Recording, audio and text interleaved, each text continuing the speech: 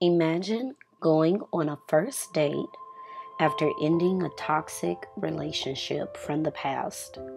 You go out to eat while getting to know an amazing person. However, one thing about toxic relationships, they never seem to truly go away.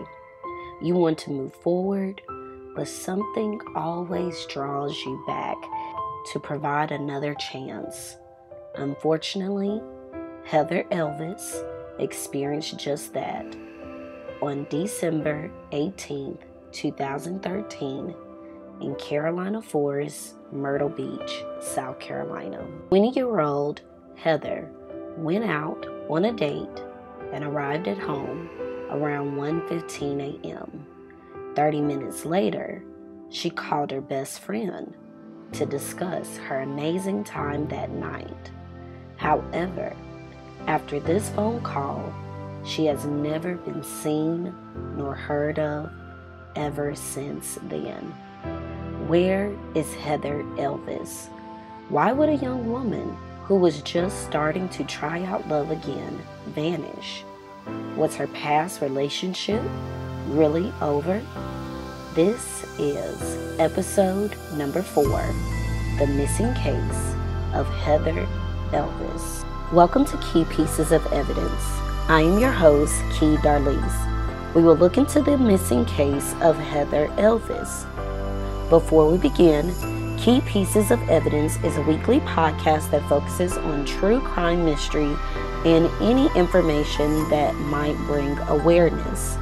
Anything I say is comprised of my findings from different online sources, which will be linked down below, and of course my thoughts and opinions. And if I've said anything by mistake or left out anything, please kindly let me know, all down in the comments along with the link to your source. I will only be discussing things that are public information. Make sure to follow me on Instagram at Key Darlise. This week, we will be discussing the case of Heather Elvis. This is episode number 4, The Missing Case of Heather Elvis. Heather is the daughter of Terry and Debbie Elvis. She loved makeup and she loved working. Heather is a native of Aurora County and graduated in 2011 from St. James High School in Murrells Inlet. Her parents allowed her, as their oldest daughter, to move out to her own apartment shortly afterwards in Carolina Forest, which is close to Myrtle Beach, South Carolina. Information about Carolina Forest. It is located in Aurora County, South Carolina. It is the 5th most popular county in South Carolina. Places that are well known in Aurora County is Myrtle Beach, Conway, and North Myrtle Beach. Heather shared an apartment in Carolina Forest with a roommate, Brianna, and that was her best friend. She worked as a waitress at the Tilted Kilt in Myrtle Beach and House of Blues in North Myrtle Beach, while studying cosmetology. In June 2013, Heather took notice of Sydney Moore, a 38-year-old who repaired the kitchen equipment at one of the restaurants. She tweeted early that month of June that she had a taste for men who were older. Keep in mind, Heather is only 20 years old. So that is a 18 age. Heather's roommate, Brianna, also was a co-worker at that time.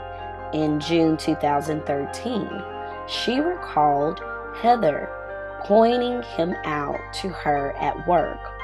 Almost a month later, she expressed interest in the guy who builds things at my job and said she felt like forcing herself on him. So obviously we see this 18 age gap between Heather Elvis and Sydney. with that, especially when you're younger, in your 20s, you tend to see first before getting to know. So it's quite understandable that she took an interest in him because he had a job, he worked well with his hands, and most importantly, he was attractive. However, with age comes maturity. On July 12th, Heather tweeted to a friend that she had a lot of explaining to do, and it was named a Sydney as someone she would go out of her way to see. 4 hours after that first tweet, she follows up with, "Baby did a bad thing, and I'm way too deep, but watch me get in deeper." Heather was deeply in love with a guy named Sydney.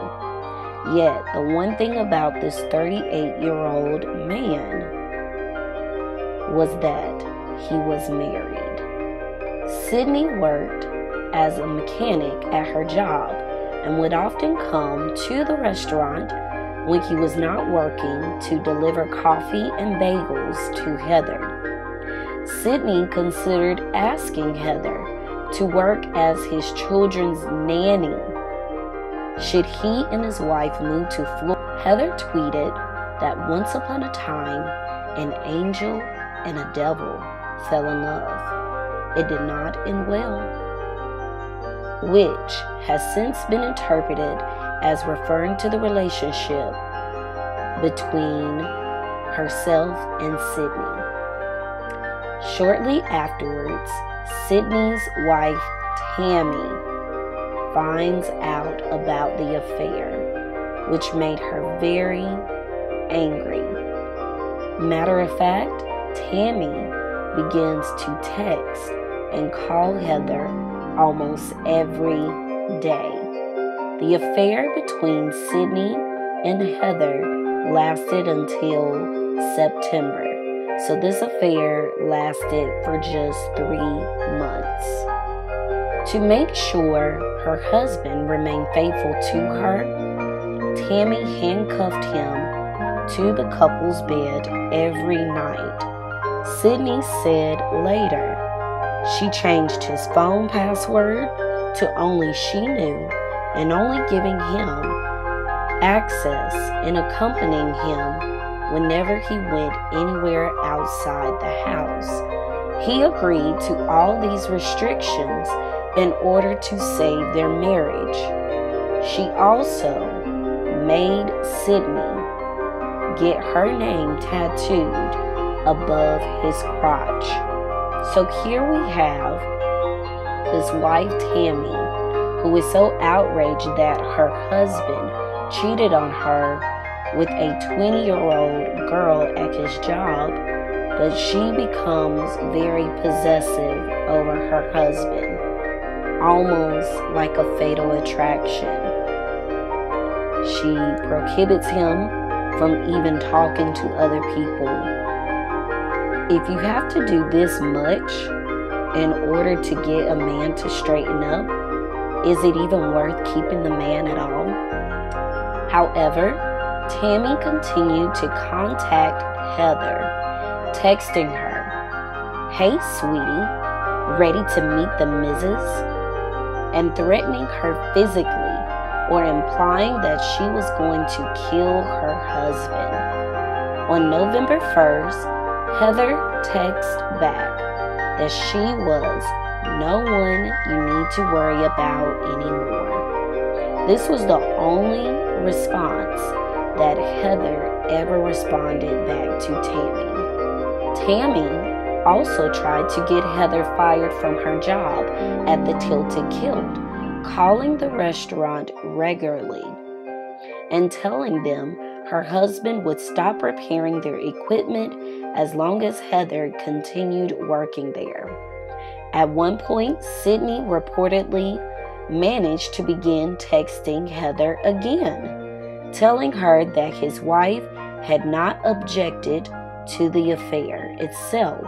Heather asked him when he would have his phone back, and he said, the relationship was over. Heather agreed, but said she wanted Tammy to stop calling the tilted kilt.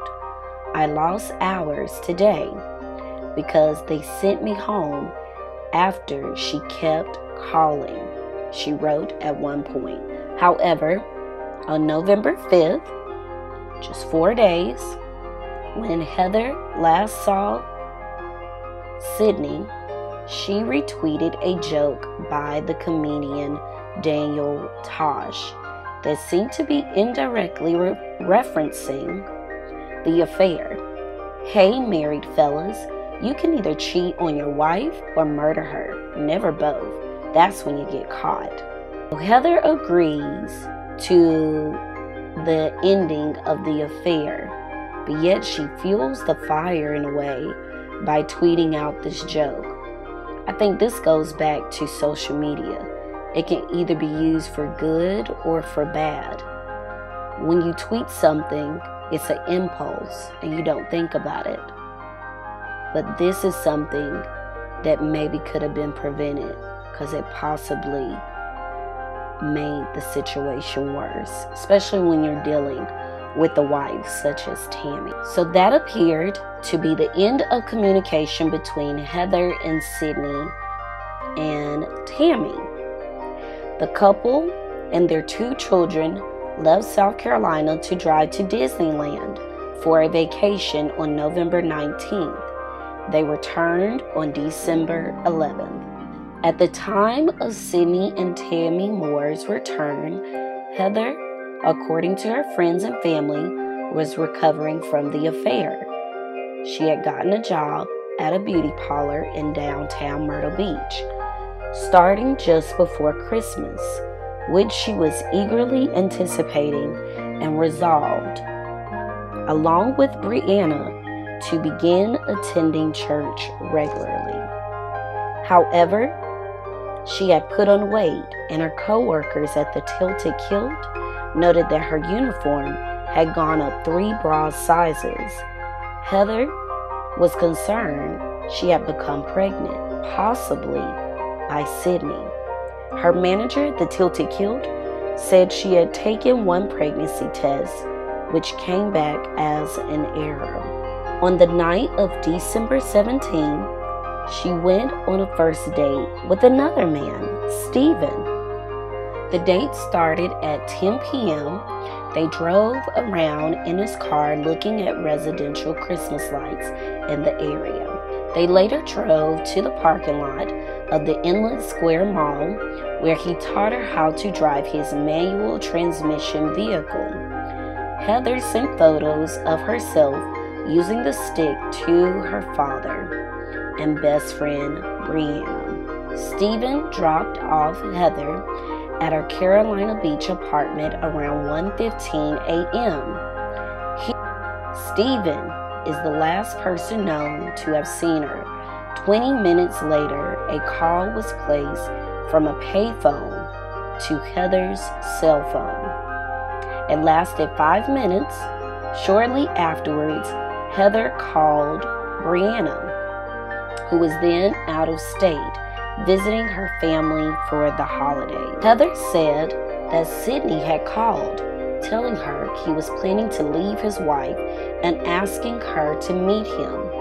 Brianna, who described her roommate as hysterical during the conversation, counseled her not to do so. And one thing I want to say about this best friend, kudos to her. You always need that one friend that can level you out to try to talk you out of making a bad decision.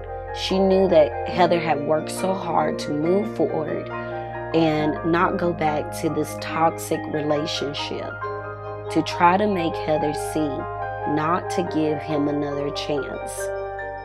However, we all know when you're in love, it's easier said than done. After 2 minutes, the call was ended. Heather's whereabouts have not been conclusively established beyond 1:45 a.m. on December 18th. So we do not know exactly what happened to Heather after this time of 1:45 a.m. On the evening of December 19th, Heather's green 2001 Dodge Intrepid was found parked perpendicular to the spaces it was in at the Peachtree Landing boat launch along the Waccamaw River, about 8 miles from her apartment. It was locked, and when opened, her phone, keys, and purse were not outside. Calls to her phone went unanswered, and she was not at her apartment nor either of her jobs. So where is Heather Elvis? Obviously, no one took her from her car because she had the essentials on her at the time, or from what we can see so far with this case. Horry County Police began a missing person investigation. Stephen, the guy who took her out on that date to start a new beginning, was the last person known to have seen her and was questioned, yet was quickly cleared of anything. Investigators were also able to obtain Heather's phone records, which showed considerable activity on the preceding morning over the 2 hours after she had told Brianna that Sydney had called her, although they cannot say whether Heather was the one using the phone. So this timeline that I'm going to share with you, this is speculation, because even though these phone records show Heather having activity, we don't know whether someone was using her phone and acting as if it was Heather making these calls. Pings show that at 2:30 a.m. a call had been made from Heather's phone to a payphone, and that she had made a call to Sydney, but no one answered. Shortly afterwards, it was taken to LONGBEARDS Bar and Grill near Carolina Forest, where it remained for 15 minutes. After the phone left, it was taken far away as Augusta Plantation Drive, whereupon it returned to LONGBEARDS for another 15 minutes, a 9-minute drive away. At the end of that time period, a call to Sydney's cell phone was placed from it, but was not answered. So this payphone is always calling and interacting with Heather, yet whenever Heather tries to call Sydney's phone, it never picks up between this time. The phone appeared to be in motion, suggesting that it had left LONGBEARDS restaurant. Within 5 minutes, it was back at Heather's apartment and remained there for another 5 minutes. During that time, it called Sydney's phone again, then located at his home, resulting in a 4-minute conversation. At 3:37 a.m., about 8 minutes after that call ended, the phone is taken to Peachtree Landing. A minute later, 3 attempts are made to call Sydney's phone from it within the space of 2 minutes. All 3 attempts go unanswered. At 3:41, another attempt was made to call Sydney.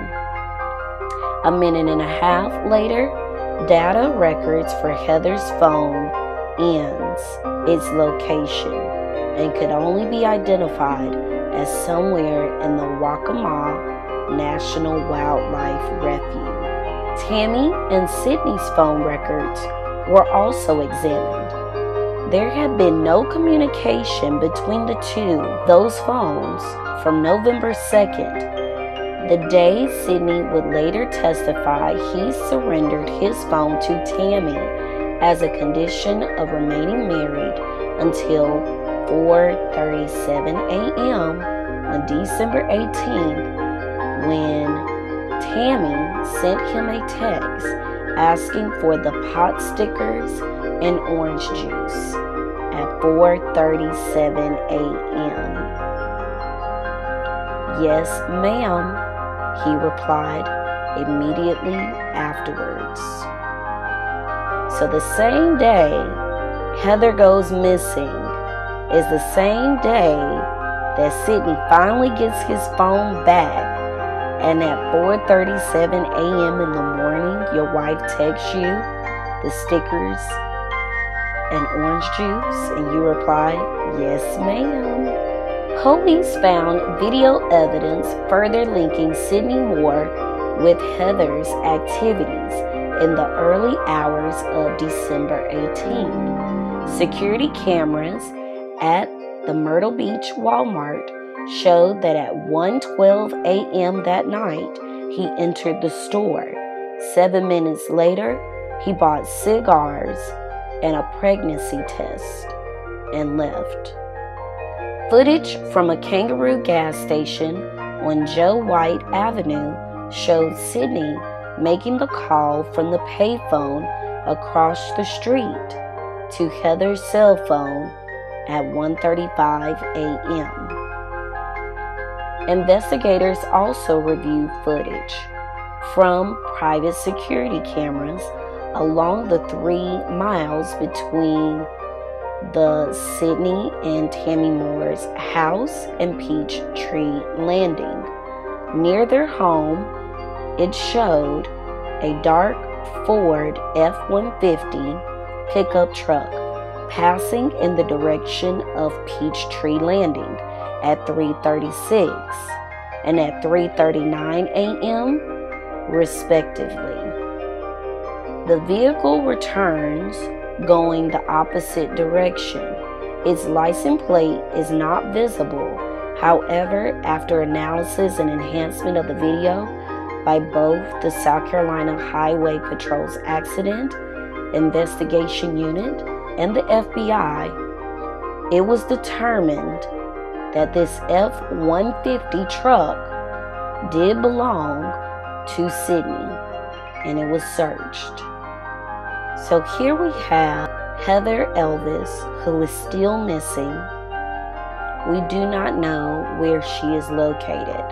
So I'm going to go over the main people, should we say, to more than likely have something to do with her disappearance. Number 1, Tammy Moore. And she is often referred to as the evil queen. She's 46 years old. Tammy was sentenced to 30 years in 2013 for the kidnapping, yet has never been tried for the murder of Heather Elvis. Suspect number 2, Sydney Moore, the husband of Tammy. He is currently serving a 10-year sentence for obstructing justice in the case. The couple was initially charged with murder and kidnapping in 2014, but the murder charges were dropped 2 years later. Sydney's trial for kidnapping in 2017 ended with a mistrial after the jury failed to reach a unanimous verdict. His retrial is now scheduled for later in 2018. So we still do not know where Heather Elvis is, and it is disappointing to know that we have 2 people who might know where her whereabouts are, but yet we still cannot bring her home. So let's talk about some key pieces of evidence or some key things that we've learned from this case. Number 1, we should never ever get involved in relationships that could be toxic, that could be detrimental, and lastly, that could be deadly. Number 2, I think with this case, we need to bring more awareness through social media and trying to make sure that she comes home. Lastly, number 3, for young girls out there, who are dating, who truly believe that is love. When there are signs to walk away, take that. We don't ever want to hear another case like Heather Elvis. It's so unfortunate that Heather Elvis is still missing to this day. It seems like we're so close and the pieces are all out front, but we can't seem to get it together. If you know of anything about this case, please call 843-915-8477. This is the missing case of Heather Elvis, episode 3. I hope you all got something from this case. Please make sure that you like, comment, and subscribe. Until next time.